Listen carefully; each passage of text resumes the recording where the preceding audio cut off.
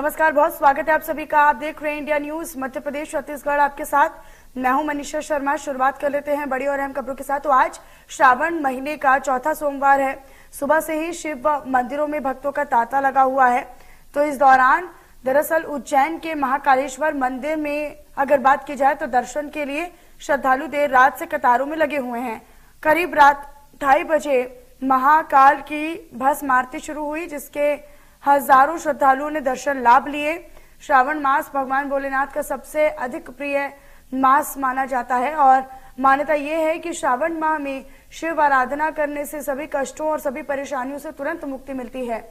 आपको बताएं कि श्रावण माह के चौथे सोमवार को यानी आज महाकालेश्वर मंदिर में बाबा महाकाल की विशेष भस्म आरती की गई। तो भस्म आरती के पहले बाबा को जल से नहलाकर महापंचामृत अभिषेक किया गया, जिसमें दूध, दही, घी, शहद और फलों के रसों से अभिषेक किया हुआ।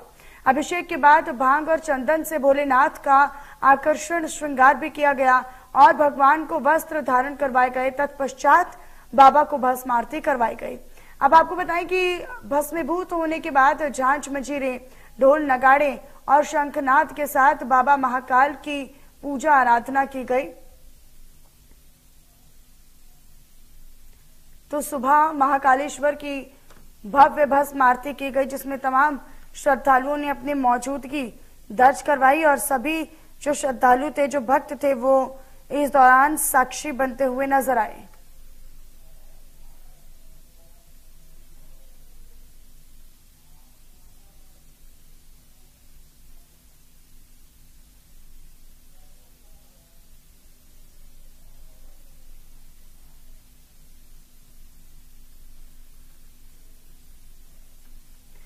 तो आपको ये तस्वीरें भी हम दिखा रहे हैं।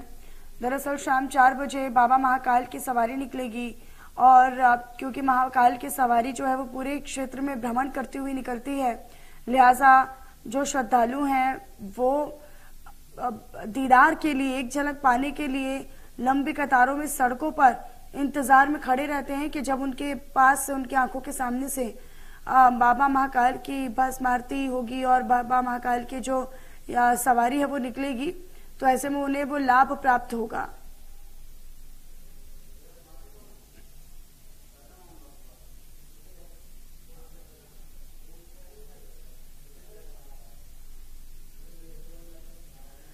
तो दरअसल सुबह बाबा महाकाल की आरती की गई, भस्म आरती की गई। आपको बताएं कि आज चौथा सोमवार है श्रावण माह का, और श्रावण माह का चौथा सोमवार, क्योंकि श्रावण माह भगवान भोले को, भगवान शिव को अति प्रिय है और ये मान्यता है, ये माना जाता है कि श्रावण माह में भगवान की आराधना करने से, पूजा अर्चना करने से, उनका ध्यान करने से, व्रत रखने से मनुष्य की सभी जो परेशानियां हैं वो पूरी होती हैं और परेशानियां जो है वो दूर होती हैं।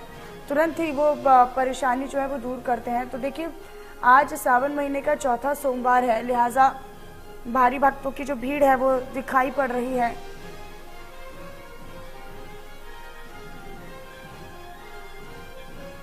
शाम 4 बजे बाबा महाकाल की सवारी भी निकलेगी।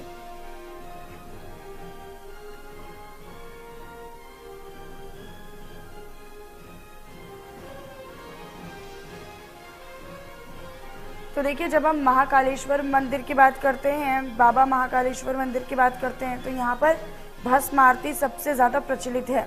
दूर दराज से, देश विदेश से जो तमाम श्रद्धालु हैं वो पहुंचते हैं भस्म आरती में शामिल होने के लिए और भस्म आरती का साक्षी बनने के लिए।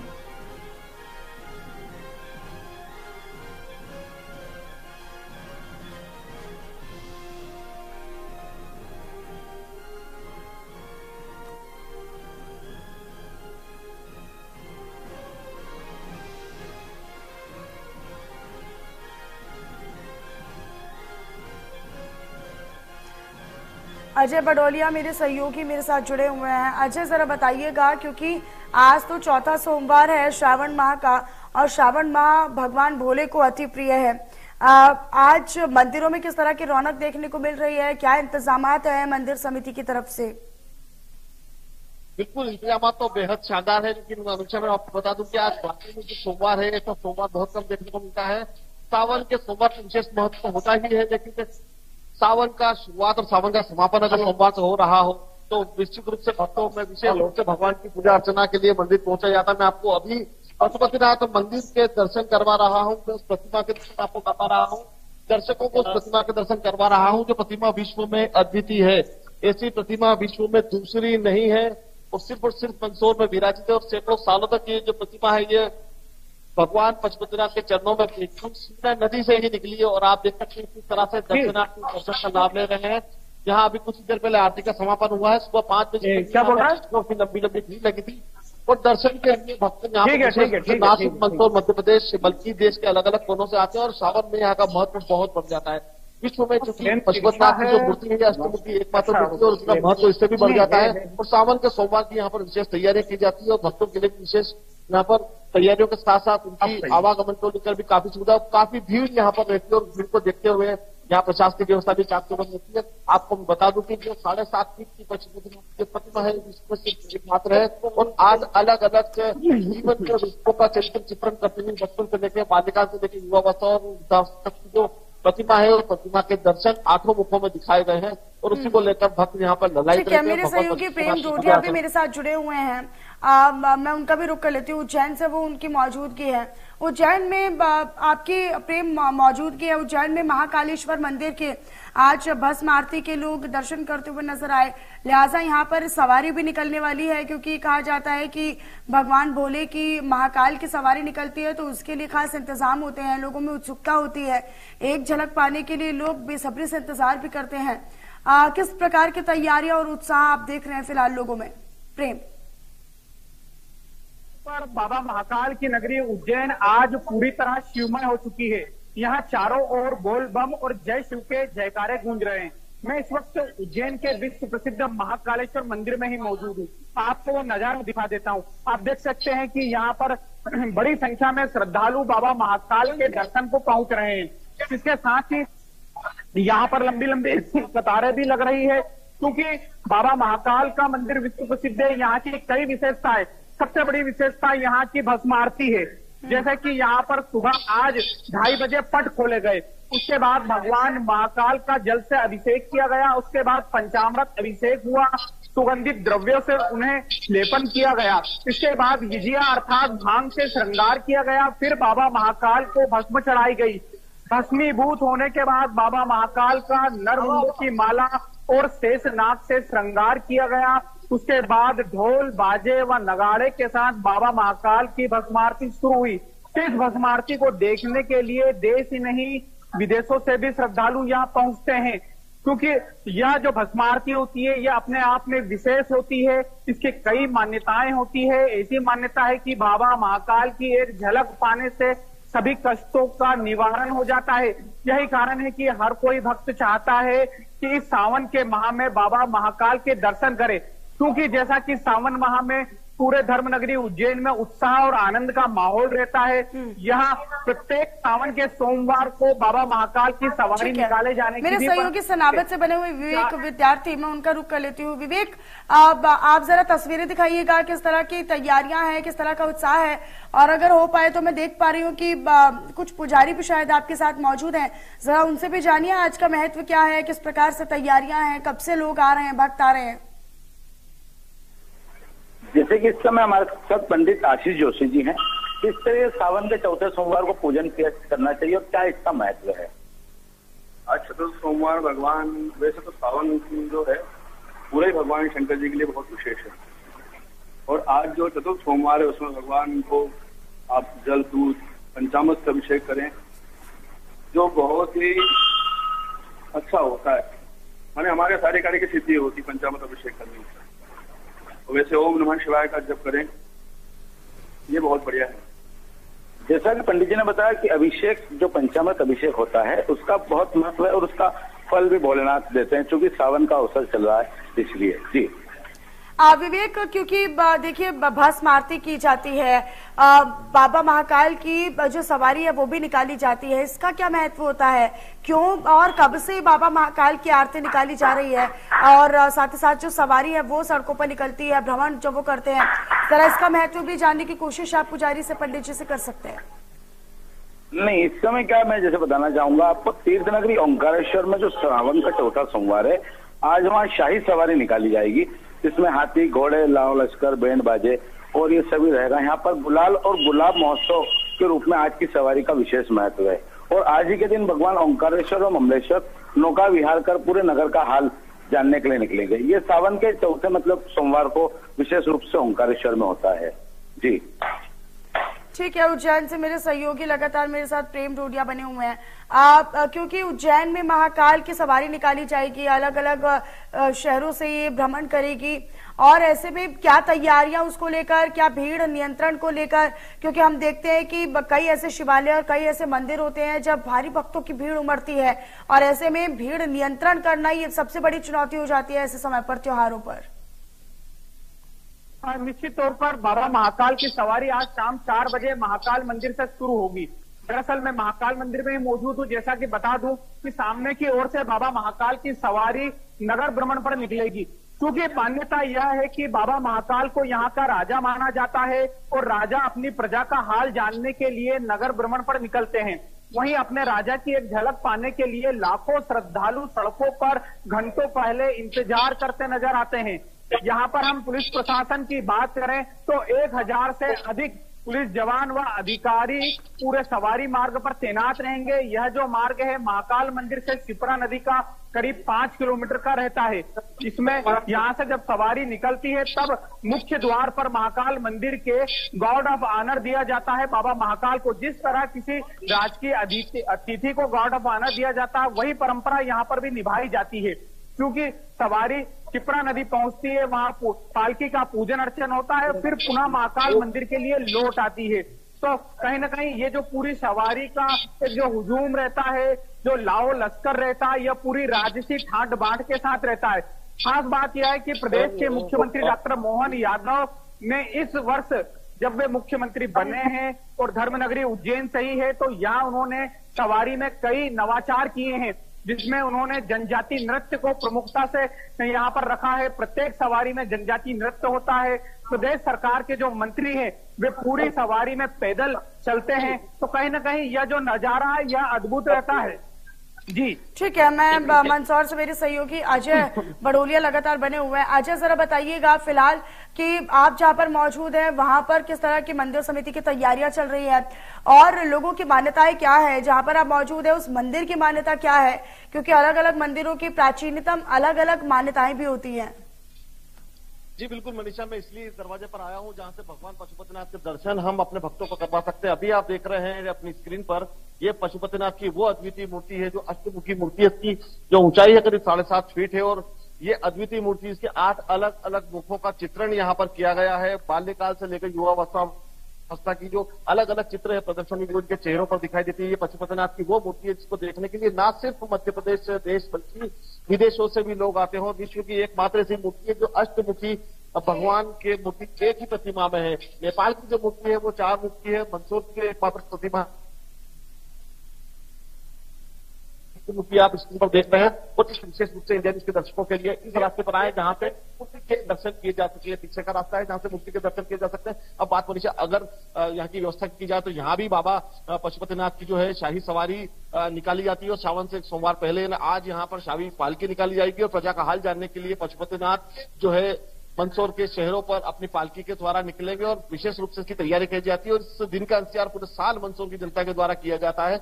और बात अगर व्यवस्था की करें तो व्यवस्था पूरी तरह चाक चौबंद है। भक्त भी यहाँ पर व्यवस्था, लेकिन अजय देखिए बरसाती मौसम चल रहा है, लगातार बारिशों का दौर भी अलग अलग क्षेत्रों में जारी है। ऐसे में बारिश को देखते हुए, मौसम को देखते हुए किस तरह की व्यवस्थाएं हैं?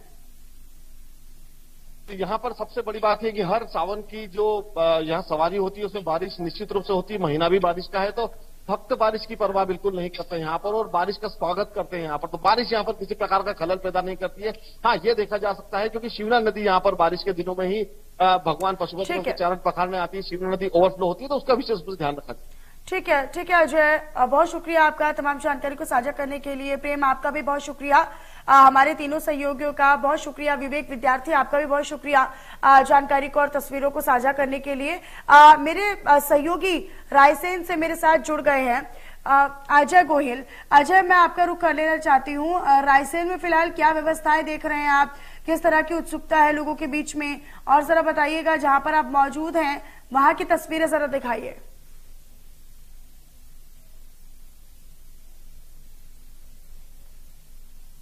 और भोपाल से लगभग 30 किलोमीटर दूर विश्व के सबसे बड़े शिवलिंग पर मौजूद है और इसको भोजपुर मंदिर के नाम से जाना जाता है। पूरी दुनिया में ये वो शिवलिंग है और यहाँ पर आप देख सकते हैं कि ये भगवान भोलेनाथ यहाँ पर पिंडी रूप में विराजमान है। अगर इनकी बात करते हैं तो लगभग विश्व का सबसे बड़ा शिवलिंग इनको इसलिए कहा जाता है कि क्योंकि इनकी अगर लंबाई की बात करते हैं पिंडी रूप में तो ये लगभग 21 फीट ऊंची इनकी पिंडी है। वहीं अगर इनके व्यास की बात करते हैं तो इनका व्यास लगभग 18.5 फीट है।